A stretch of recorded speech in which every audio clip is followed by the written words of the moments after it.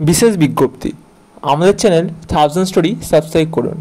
আপনাদের ভালোবাসা ও সহযোগিতা আমাদের একান্ত কাম্য। ধন্যবাদ।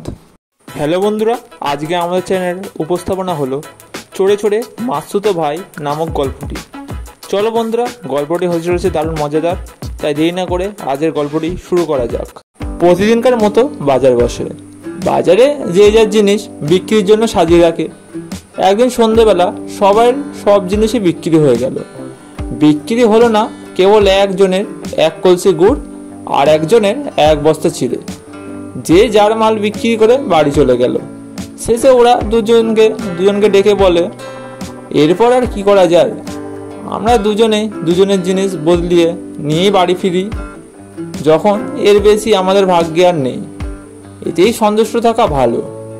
তখন মনের দুঃখে তারা দুজনে পরস্পরের সঙ্গে ওই দুটি জিনিস বদলা বদলি করে বাড়ি ফিরে গেল। সে সময় বদলা বদলি করে জিনিস বিক্রি হতো।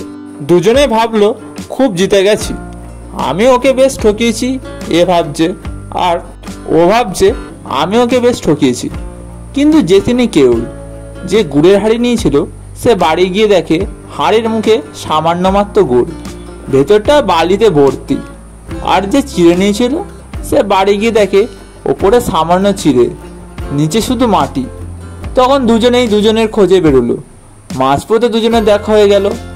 একজন আর একজনকে বলল, আমি তোমার জন্যই বেরোচ্ছি।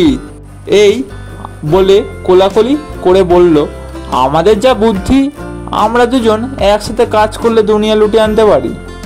আজ থেকে আমরা দুই বন্ধু, চলো দুজনেই বেরিয়ে পড়ি, বিদেশে যাই। দুজনের বুদ্ধিতে কত কি ফলানো যায় দেখা যাক, এখানে বলে থেকে লাভ নেই। বন্ধুরা, আজকের গল্পটি কেমন লাগলো অবশ্যই কমেন্ট করে জানাবেন। দেখা হচ্ছে পরবর্তী ভিডিওতে। ততক্ষণ ভালো থাকুন, সুস্থ থাকুন, আমাদের চ্যানেলের পাশে থাকুন। ধন্যবাদ।